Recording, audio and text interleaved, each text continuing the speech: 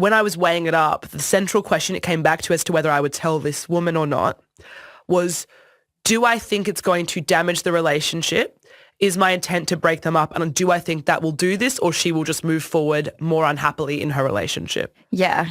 And that's kind of the autonomy question. But it's also like, how is it my choice to make whether they will break up or not?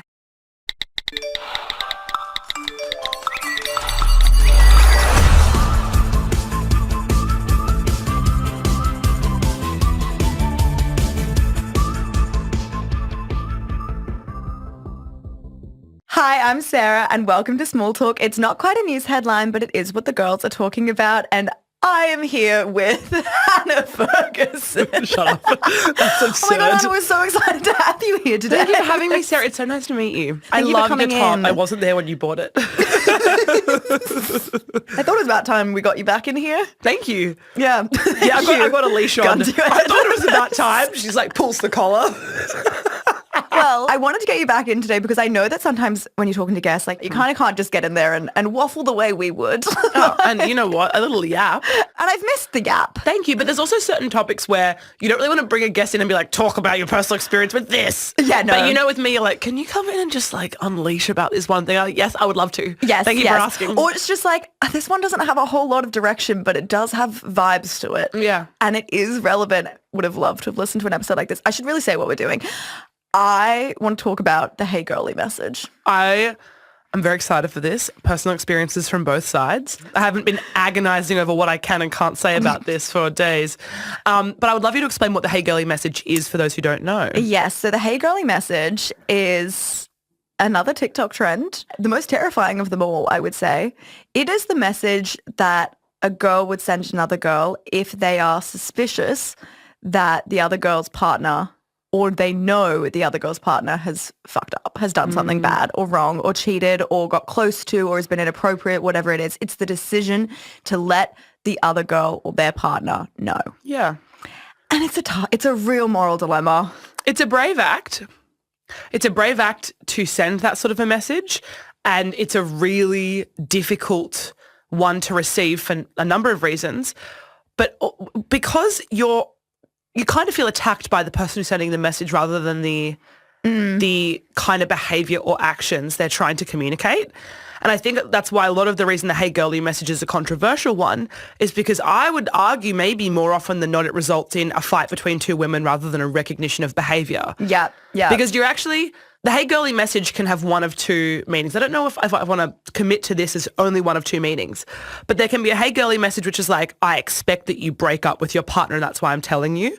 Or I want to let you know so that you have all of the power and autonomy and understanding to make a decision for yourself. I think when we're talking about this, it is so case by case. But ultimately the question I want to ask in the broadest sense of it, would you or would you not send a Hey Girly message? It's a great question. And that's what we'll be exploring today. Thank you, Sarah, hostess with the mostess. And that's what we'll be exploring today. Well, obviously you have sent and received? No, I have been close to sending and chosen against it. And I would like to talk about like what led me to that decision. And I would like to pose it to people as to whether I made the wrong or right choice, actually. Ooh, I don't even know if I know No, this. you don't know about this. I decided just then I was going to talk about it. Fantastic. I've actually never sent. I haven't been on the receiving I haven't received a physical Hey Girly message, but I have had an in-person Hey Girly. Yeah. Which is kind of different, but also same effect, really. Yeah, I can't talk about my receiving of a Hey Girly message in detail, but what I will say is that I have ended a relationship because I received a message from someone I've never met and still haven't met detailing behavior about a partner that caused me to end the relationship. And it's also quite interesting, I think. I don't know how this plays into it, but I think it's worth noting. I don't know this person, but they messaged me because of my public profile. And so there's so many layers that Sarah went through it with me. We were here in studio when you got the Hey Girly message. No, I was actually on a walk with my best friend and you actually helped me unpack it for days and I called the person with you. There was an exchange when you were here. That was the phone call. Yeah, yes. I remember the timeline There was now. the day my book came out and I called the person because they were completely anonymous, which was also tough. They didn't tell me who they were. They created a separate Instagram to inform me. So it had no information whatsoever. I thought it could have just been a troll or a bot. It was too specific and it was very credible. Yeah. And I ended up saying to this person, I really know you've put yourself out here and taken a risk and I need to be able to talk to you. And they gave me their phone number and we had a really good chat while I was with you. I remember we said that we were like, if I'm going to blow my life up over this, which is what a Hey Girly message is, it's potentially most likely blowing someone's life up. Yeah. And I think that is a question around like, is it fair to say to stay anonymous if you're going to do that? Or like how much information are you willing to give? But we will get into all of that. But it is awful. So for anyone that's had to send it and God forbid receive it. But that's what I think the importance of this episode is like, what is the tone of a good message and how can we respectfully receive and respond to one too? Yeah. Well, let's start with the decision to send one. My thoughts are, I don't want to ever have to send a Hey Girly message. I'm a big believer, if possible, of warning whoever it is I'm about to send it about, giving them the option to say for themselves. Absolutely. And because I think what also needs to be explored here is when we're thinking about what the Hey Girly message entails, it doesn't just have to be, oh, your partner's cheated on you and I know about it. Because I think there's always like a clear line as to what it could involve or include. It could be that you know someone's partner made a girl uncomfortable on a night out or got a number from a girl on a night out or, has been messaging someone or has a Tinder profile that they discovered. And so a lot of the layers of a Hey Girly message are, what's the explainable reason this could have happened that means I don't have to contact the partner? Yes. It could be like, oh, it was a pre-existing dating app account that wasn't deleted. Am I just being paranoid or being rude or overstepping and like taking on a role that I shouldn't and breaching or threatening or being a problem? Yes. And also just acknowledging at the start, when we're even thinking about sending this kind of a message to another person, we're putting all of the blame on ourselves as to like, I'm now responsible for breaking up a relationship. No, we've got to come back to the fact that if we are concerned that a partner has done something wrong and violated the terms of a relationship, we are just giving another person the autonomy to make that decision with more knowledge. I do think though, and I guess this is the steps before the Hey Girly message is, and again, it also depends how you know the other girl or whatever it is. But yes, I would first start with who's the problematic one in this? Can you give them the option to say it for themselves? B, is there somebody, if you are not close with that person, is there somebody better placed to deliver that news than maybe you are? And that one's kind of a tough one because you also don't want to involve more people than necessary. Yeah. But I have had some instances with friends where, like, for example, a friend-in-law, I don't know if like, say if I saw a friend that was friends of yours, but I'm not friends with them, but through you, I knew about who they were dating. And then I went on a dating app and saw him on it. Would I tell you first? You'd tell the mutual friend. You would tell the mutual friend. And empower them to tell. And that's happened to me do before. It in person. Yes. That's happened to me where when I was younger and living at university, there was a long-term couple, they're still together, who the guy has made a pass and it was actually a harassy. So it wasn't just like he flirted with someone, he breached a line and violated that person. And this person was an exchange student. And when they went back to their home country, they called me and said, as the person closer to the couple, I'm giving you all the information and making it your choice as to whether they ever find out. And when I was weighing it up, the central question it came back to as to whether I would tell this woman or not was, do I think it's going to damage the relationship? Is my intent to break them up? And do I think that will do this or she will just move forward more unhappily in her relationship? Yeah. And that's kind of the autonomy question. But it's also like, how is it my choice to make whether they will break up or not? How is it my choice to make as to whether the information I'm giving them, I should get to be the decider there based on whether I think they'll break up or not? Like I was 20, so it was a mistake I made when I was considering it that way. But I understand why I made that approach and that choice. Yeah, back to the empowering the person who's been problematic to make the decision. I mean, you remember this when this happened to me. I had a friend confront him first and say, is this true? Yeah. And he actually lied about it and said, no, of course not, but then told me that night. And so sometimes even if they're not going to admit to it, at least they know that people are onto them. Kind of. Yeah, no, I think... or even if they don't in their head see it like that, but like essentially that is it. But I think often it's the mentality and mindset and awareness of a group, a hive mind that changes a person's behavior and makes them hyper aware that they can't continue acting like this. Yeah. Not actually a partner bringing it up in conflict. Which is always what I hate the most about a Hey Girly message is the idea of finding out through other people and not being told by your partner is just so devastating as well. Like, that's so embarrassing. It is embarrassing. But I think if you are tossing up whether to send it, I do think the bottom line is, would I be thankful if someone sent me this? Like, it really is that straightforward. So my other question would be, if you are going to send it, say you go, okay, that's something I would like to know. It's the right thing to do. How do you go about phrasing that? I think tone is everything. And I think when I received the message that basically blew up my personal life and changed the course of my life in many ways, because I was about to move in with this person, I was about to go traveling with this person, and I'm so glad it happened. People were so sorry for me, and I thought, this is perfect. This is before I completely changed my life. And now I'm in a different relationship. I'm in a different professional state of my life. Like, that moment, that person saved years of my life, you know? Yeah. And when I think about why I was so open and willing to hear from someone who was anonymized to me, it comes back to the tone. And what I mean when I say that is the contents of the message I received was so almost apologetic that they had to send it. It was so like, woman to woman, I'm so sorry I have to do this, but I cannot continue day to day watching you, not telling you what I know. And also, this person was so clear that they didn't want to tell me my decision for me.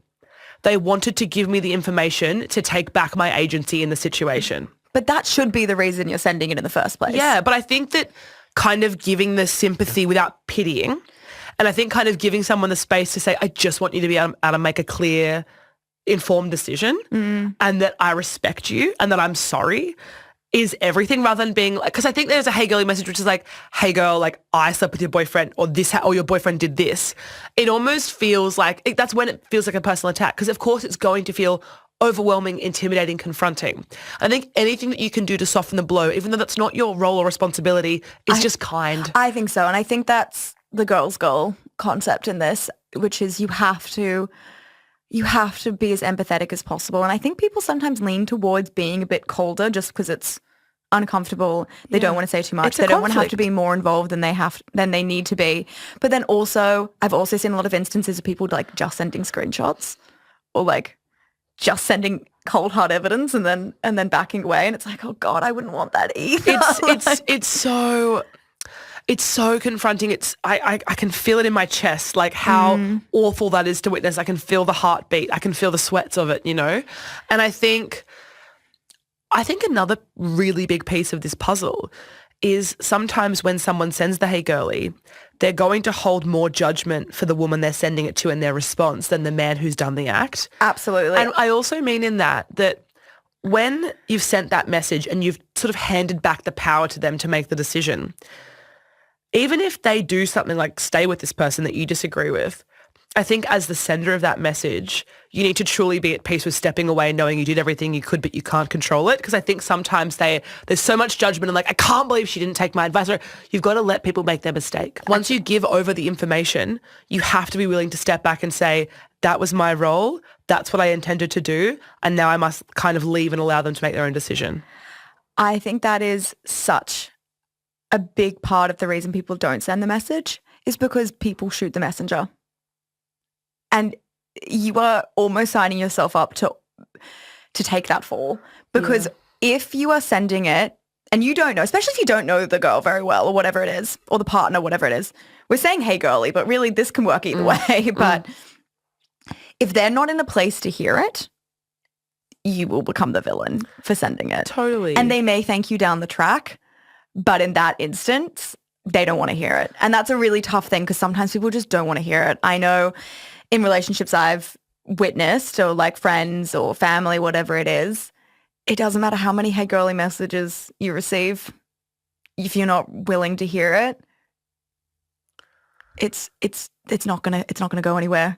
No. Also, when you're in a bad relationship as well, one that maybe this isn't the first time this has happened, or men the man or the partner is particularly manipulative, then you can almost hear the rhetoric of and that's what you think. You go, well, I could put myself out there and tell this girl what's happening, and all that's going to happen is she's going to get mad at me because he's going to talk himself out of it. And then I'm in an uncomfortable position. Yeah. Because people have tried to tell in the past, she hasn't listened. He stays. I'm the one that gets called the troublemaker, and, he's just going to call me, she's crazy. I would argue almost all of these occasions where the person shoots the messenger, that aggressive reaction is because deep down they know. Yeah. And sometimes the presentation is confronting and they lash out, but they know. And so it's much easier to kind of go at the person who's bringing the information because it's almost saying like, I know, leave me, stop embarrassing me. Yeah. Exactly. And I've seen this happen in other relationships where she does know. This has happened a few times and people stop telling her because it's like, what is that going to get me? From my personal perspective too, when this happened to me, I thanked the person immediately, but I did say, like, I'm going to need more information because it was quite bare bones. And the person had immediately deleted the message after I'd read it. So then and because it was anonymized, there were so many trust issues I had with what was being presented to me because it is a huge life step to get a singular message and genuinely end the closest relationship in your life at the time. And so you want to just have all of the signs of safety and reassurance and credibility from the person you're engaging with because you're putting so much trust in a stranger to inform you of something about the person you believe you know inside and out. And that's why it does come down to a lot of who is giving you the information. And that's why I remember when we had this discussion, it was, I think it's important you find out who this is. It's very, very rarely going to be someone who's just out to get you or hates your relationship or has an ulterior motive. I really think that's 1% of the time. Yeah. But to rule that out for your own peace of mind, that's why I think it's important to know. Yeah. And assess who's giving you that information. Should I talk about the time I almost sent the Hey Girly message? Please. Because I would like to hear whether you think I should have, because I think it's one of those grey areas where there's not really a need, but I feel like I failed someone that I kind of have an association or a connection to. So I dated someone I would call it the worst situationship of my life for 18 months a couple of years ago. And it was really on again, off again. I was treated very poorly. I was ghosted multiple times and returned to. I was just picked up and put down a lot. And it was really embarrassing that I accepted that. But I was 24. Yeah, we've all been there. We've all been there. And it was to the point where the way it would occur in the end was this person would come back to me and say I want to be in a relationship with you. I'm obviously incredibly avoidant and scared, but it's because I want to be in a relationship with you and I want all these things. And then said, I'm just going to go away and kind of figure a few things out so that we can be in a long-term relationship. And then I discovered through a friend of a friend that he's on the grid of another person, on weekends away, on couples weekends away of them, just the two of them at the same time as this is happening. Yeah. But I think that was the start of their relationship and the end of ours. But the worst bit is, and this is very unique to me, right? This is unique to me, is that when he was saying he wants to be in a relationship with me and he's just going to go away and figure out a few things, he had said, oh, and last time I freaked out on you and ran, I went on a first date with someone and they were a cheek follower, because they said it was a green flag that I followed Cheek and you. And they talked about you on the date and I didn't tell them. And then I worked out that the person he's in a relationship with is a Cheek follower. And so I sat for weeks and weeks and weeks thinking, this woman follows me and also thinks it's such a green flag that he follows me. And he's treated me like shit. Also, you have actually had such experience with...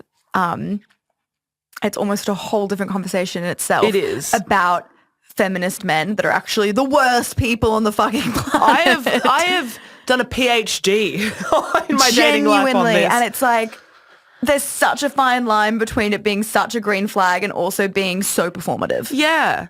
And the reason I didn't send the message is because I think I felt that if I told her that she doesn't, it's weird. She knows me. I don't know her. And I kept thinking, do I just sound like a bit of a scorned woman who's been hurt and been rejected? It's tough. But also there was clear overlap. Yeah. And again, that is 100% if she's in a position to hear it. Because when you, especially in the early stages of dating someone or that you're really happy with someone, you think you found this big green flag and then like an ex messages you. An ex is immediately like, well, there's ulterior motive there, so grain of salt. Yeah. That's when you'd want a friend of hers to deliver that information. I actually went to a mutual friend and said, look, because I saw on Instagram like who our mutuals were, and I said to this mutual, you know, what do I do? And she told me to do it, and I never did. But I didn't want to hand. And if you're listening now, I don't think she is. I don't think she's that close of a follower. She doesn't follow me personally. I thought if she followed me personally, maybe I would, but it's only cheek. So I thought on it for a long time. This was years ago. I still think about her. I really do, because I don't know if they're together still. And I constantly think like, should I? Because again, it comes down to like, I don't think he's a very good person. But then it's also like maybe he's changed. He hasn't. No, that's the worst part. I kind of was tossing up whether, I think the thing it came down to, I know this is ridiculous, but when I thought about it, I thought maybe he's perfect for her and he just treated me poorly because he didn't like me very much. No, but that's exactly where my head, not that I think that at all, no, but like when you're in me. those situations and you see, it's like when you see the worst situationship of your life, then like settle down with this really nice girl and you go, she's too nice for you. Like, and you go, are you hurting her because you can, or are you perfect with her because you just didn't like your me? taxi cab light just gone on and maybe he's decided to grow up and they're going to have a completely different experience and it's almost painful to watch, but like, So who knows? would you have? How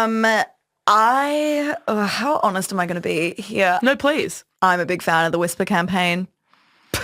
I would have led a very convincing Whisper campaign. God forbid I'd put my name to it in that instance, because I would have been like, she's not going to take me seriously. I'm the ex. But a few select conversations with the right people and I would ensure that information got back. I love that she may not know I ever even dated him, and I used to think about running into her in the street. But this is also why I'm such an advocate, and I never did before. I would never, ever, ever ask about their exes, their ex experiences, when their last situation. Like, I would have rather fallen on a sword than have to have that conversation.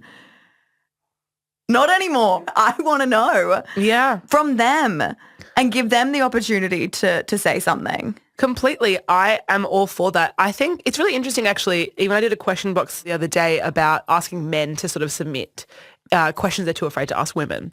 And one of the ones that kept coming up was, why is body count, like body count is a taboo question because it's very, even the reference to body count is like problematic, but is it something that it's fair to ask about someone's past? And I think that's an interesting one, because I don't want to know how many people you've slept with explicitly. That's not really what I need to know. But I do like to know about your romantic and sexual experiences and how it informs the way you approach relationships.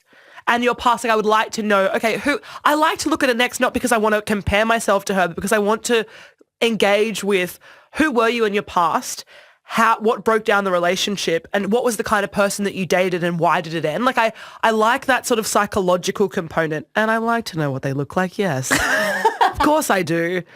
But you know what I mean? Like, there is a genuine interest in what a previous relationship or situationship can inform you about your partner now.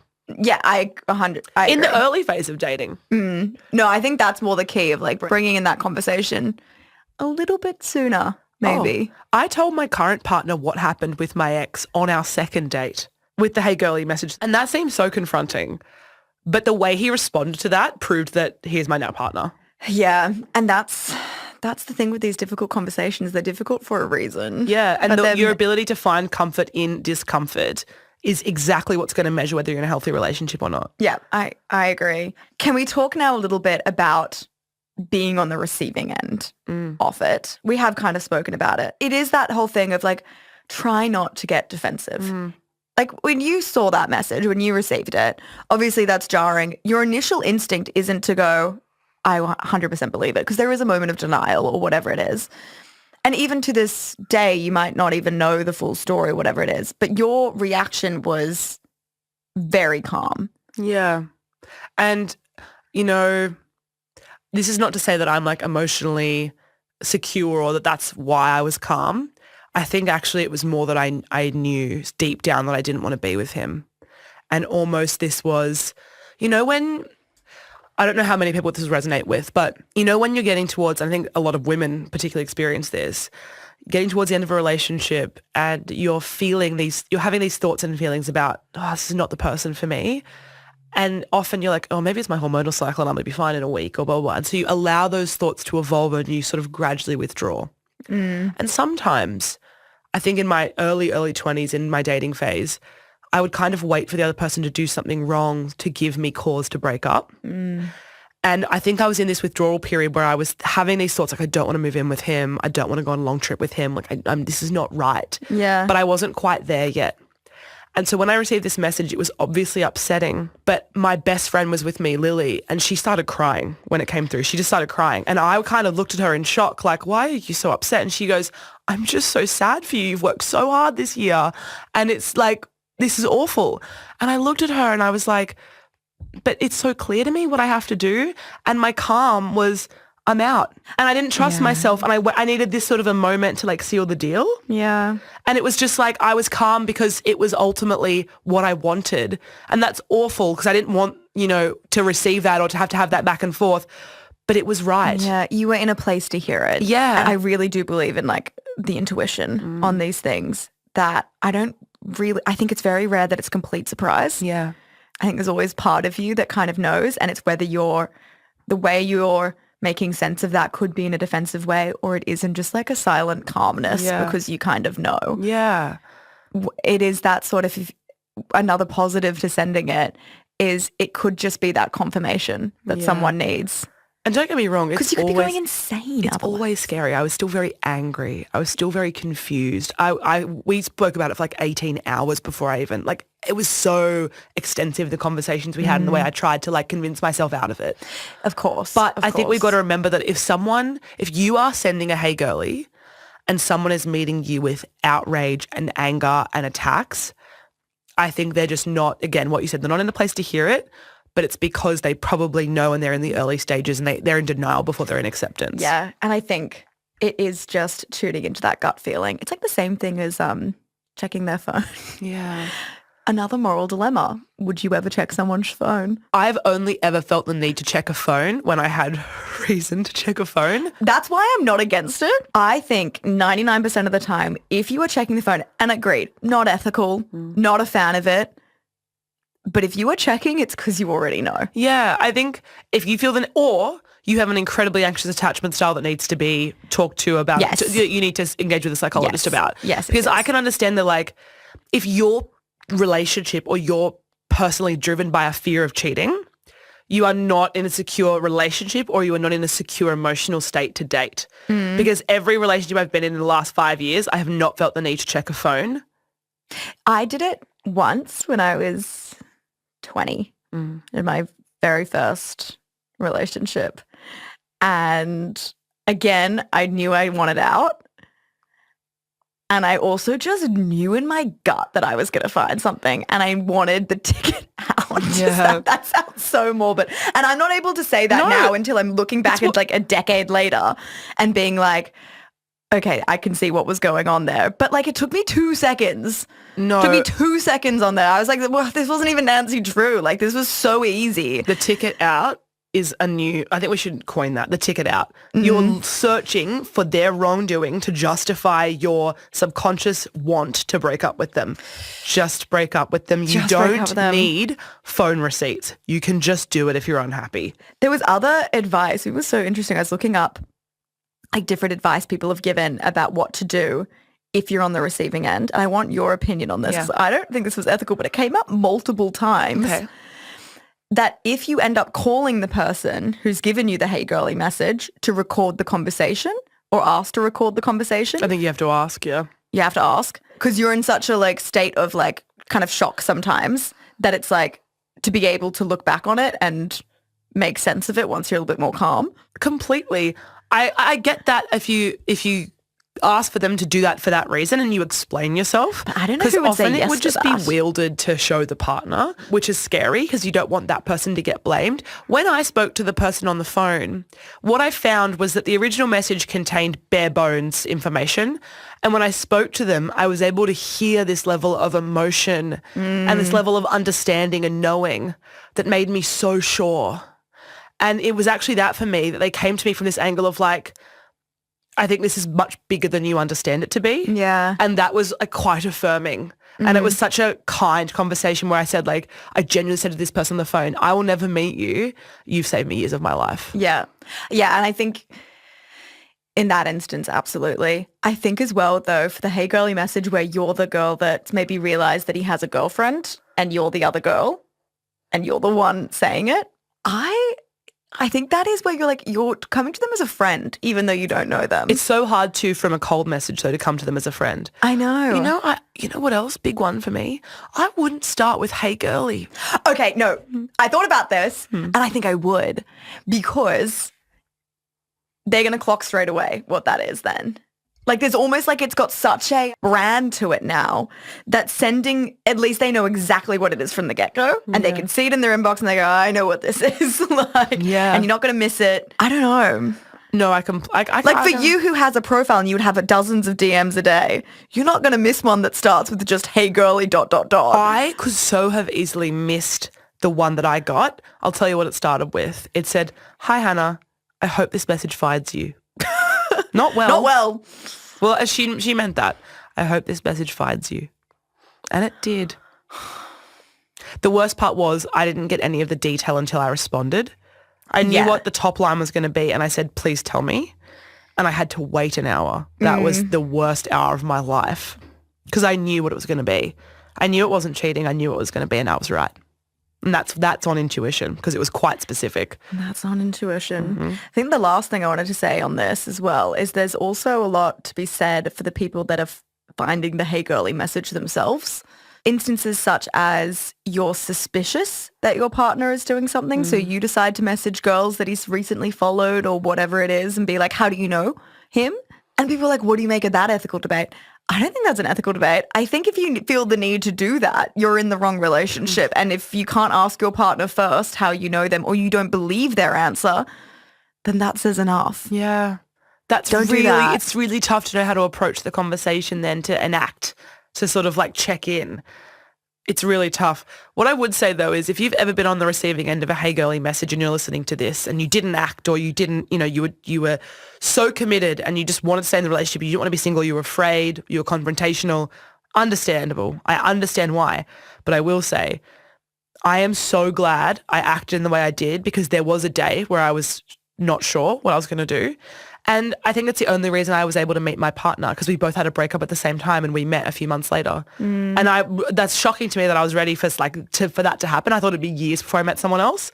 And if I had just not responded to that message out of fear or because I wanted to stay safe in this relationship, I would be in a much worse relationship than I am now. And my entire professional and personal life has changed in the 9 months since my breakup. So I'm so fucking glad I did the scary thing. Yeah. My life changed.